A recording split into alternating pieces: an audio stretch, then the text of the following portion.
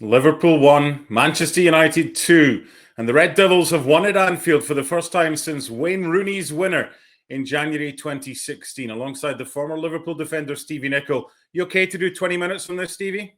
No. What happened to your boys today? I think the nicest thing I can say was they were awful. You know, from the first minute to the last. Yes, there was a couple of chances. Gakpo at the post a couple of times, but quite frankly, Bruno Fernandes should have maybe wrapped this up. We know he had an opportunity to make it 2-0 after they go ahead after, 60 odd seconds. So just a completely and utterly frustrating day, horrible performance.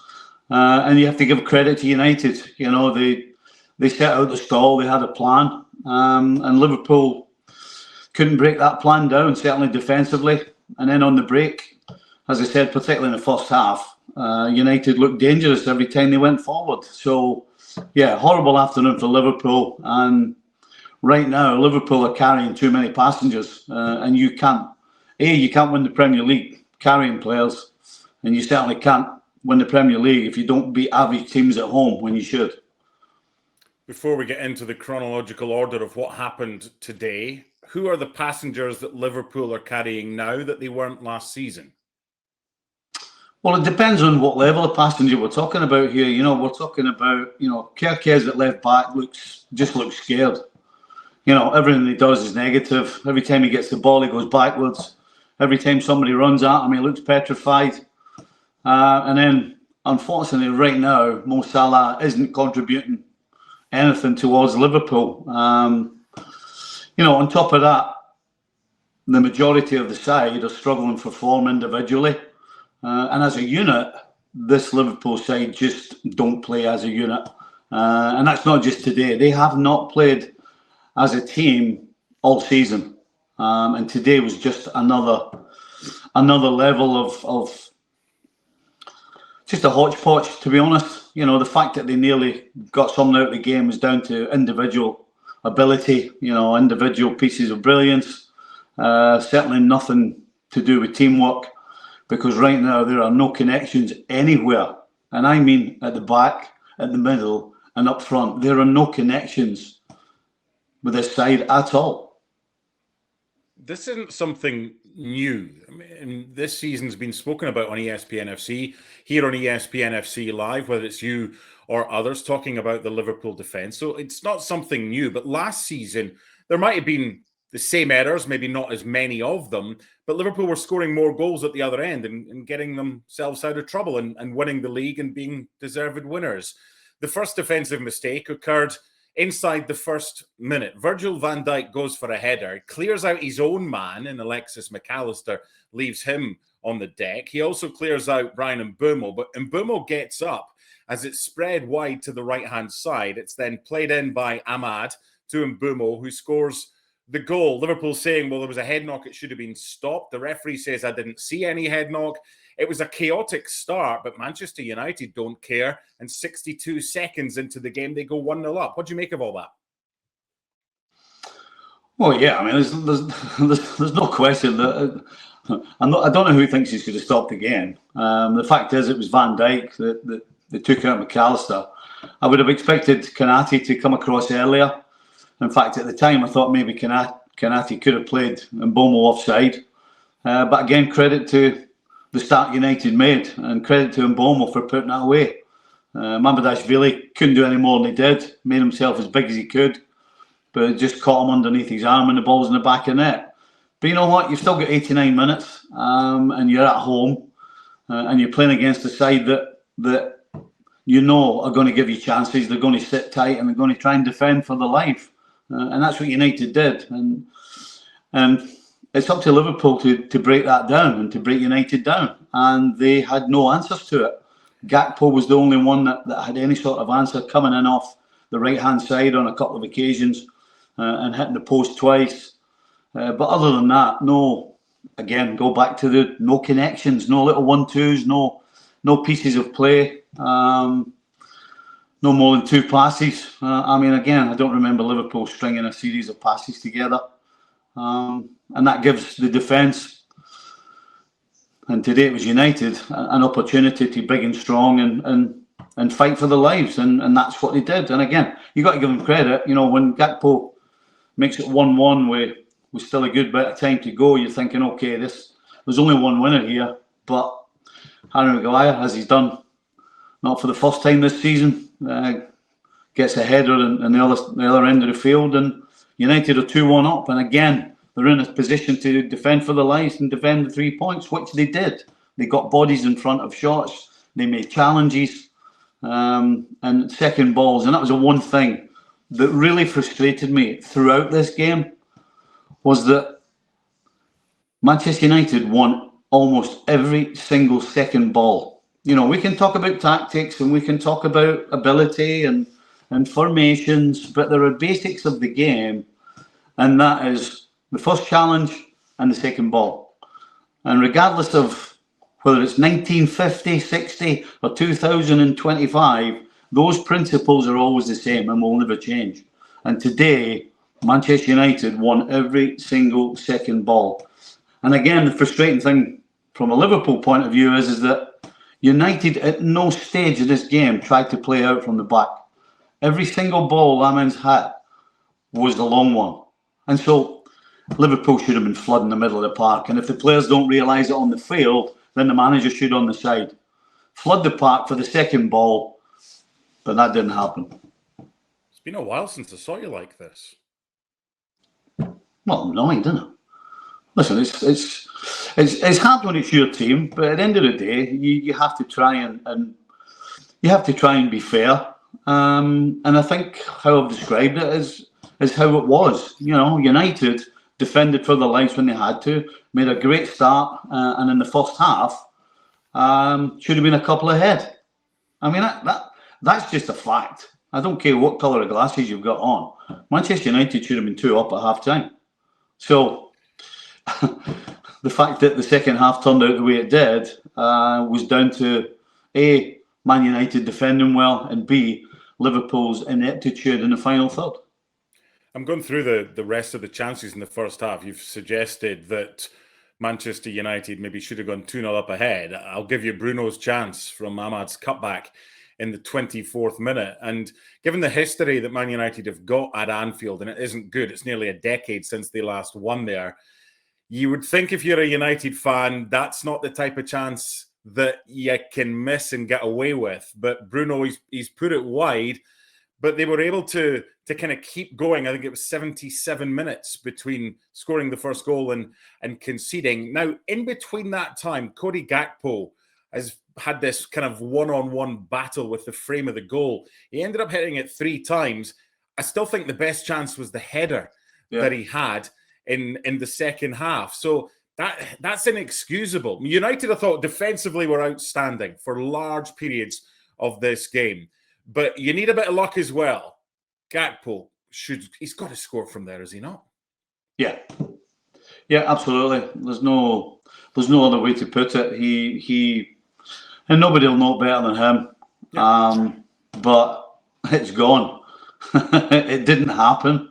And again, it's just part of it. So, you know, at the end of the day, that's one apiece. Because as easy as Gakpo's is, my goodness, I'm sorry. Bruno Fernandes is a fantastic footballer. And in my opinion, the opportunity he had half the goal to hit at. He had nobody in front of him and should have scored. I mean, it's not on the eye as easy as Gakpo's header, but for a player of Bruno's quality, he should have scored. But yeah, you're right. Gakpo has to score. But even so, even had it been 2-2, you know, I don't know whether, if you look at Liverpool, you should be more frustrated, disappointed, angry, whatever it may be, because, you know, what Liverpool are producing on the field right now isn't good enough. It's certainly not good enough to win the league. But right now, it's not good enough to beat anybody. That's 4 defeats in the trot. Salah starts again. He's their best player, but he's not in form right now. Liverpool, going forward, next game or two, is it time for him to come off the bench, having started as a sub, Mohamed Salah? Should he be dropped? Not yet. No, he's built up some time in the bank. Yeah, that seems a strange thing to say after what 8 games of the season that you're swaying whether Mo Salah should not be in the starting 11.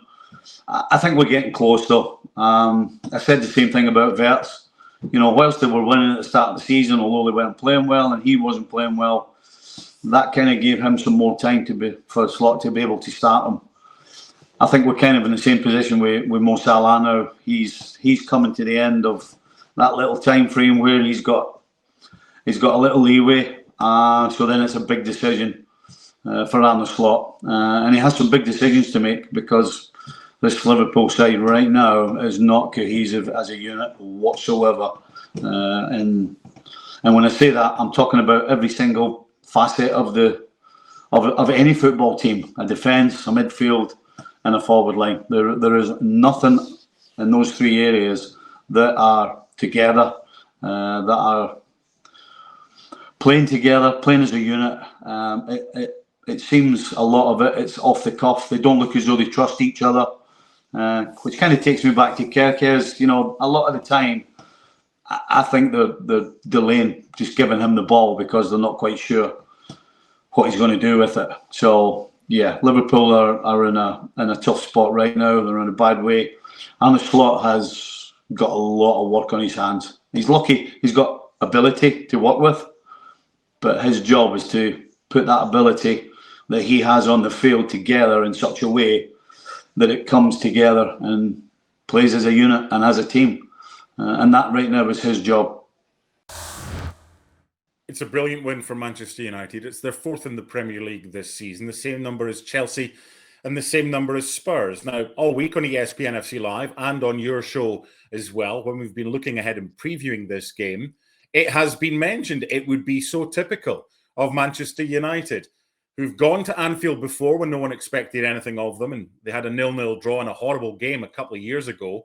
But it wouldn't be a surprise if they did something, and they have done something.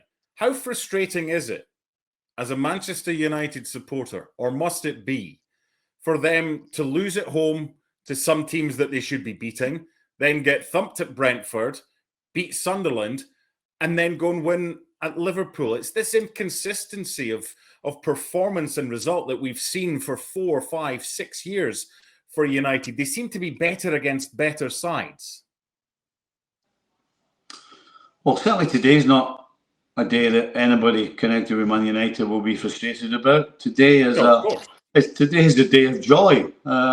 Unfortunately, when you support a team that is so inconsistent, certainly the expectation overweighs what they're probably capable of doing. That's where the frustration is. Days like today for Manchester United right now are to be cherished. And listen, if it was the other way around, it's the same for Liverpool fans. You enjoy it, you make the most of it, because certainly when you support a team that you're not sure what you're going to get from, then even though you've gone to Anfield today, done something that not many United teams have done over the last, never mind 10 years since Rooney's goal, but maybe 20, then you enjoy it. But yeah, Manchester United, as you said, are capable of next time out losing, regardless of who the opposition is. So as I said, if you're a United fan, just enjoy today. You got to look at the big picture. It's a day to celebrate, but big picture wise, there's a lot of hard work ahead for Ruben Amorim. But today's United's day. How good were United defensively today? Well, there's 2 things you need. You need organisation and you need desire. If you've got those 2 things, then you've got a chance of defending well. And that's what we saw today. We saw organisation. When they didn't have the ball, they ended up with 5 at the back. Certainly 4, and then 1 up top on his own. I mean, there was commitment, there was desire. So yeah, you can't say enough about United defensively. Both as individuals and as a unit, they stuck together and they battled for each other, and they covered each other, and they won the they won the duels that were the most important from the first minute to the last minute. Here's the head scratcher if you're a United fan. De Ligt, Maguire and Shaw as your back three. They were there under previous management. And it's the games that United lose that they're expected to win. This is the frustration for them. And today, you're right, they were absolutely outstanding today. Lamens has come in. They've made a bit of a mess of the goalkeeping situation since David De Gea left, but faultless today as well. But let's talk more about going further forward for Manchester United, because you can look at the back three who've been there for a while, but defending starts from the front. Who were the kind of unsung heroes today? Who were the United men of the match? Well, Maguire gets the winner, so he's in charge at the back. So you got to look at Harry Maguire. You know, after that, it would be unfair to other than Harry Maguire, it would be unfair to pull anybody else out. Again, and Bomo gets the goal, so that makes him rememberable. But this everything that was good about United today is what was lacking in Liverpool. You know, a togetherness. Everything was done as one, as a unit. They defended as 11. When they went forward as an 11. I should have said 10. So yeah, I mean, the goal scorers will always stand out, and Harry Maguire obviously would probably be your man of the match because he was the one that was in charge defensively, and he also got the winning goal. But really, you got to look at them as a whole, and as a coach, that's what you dream of, coming off a field and not being able to really pull anybody in particular out. Just to have that feeling that every single person did the bit is the best place any coach can be.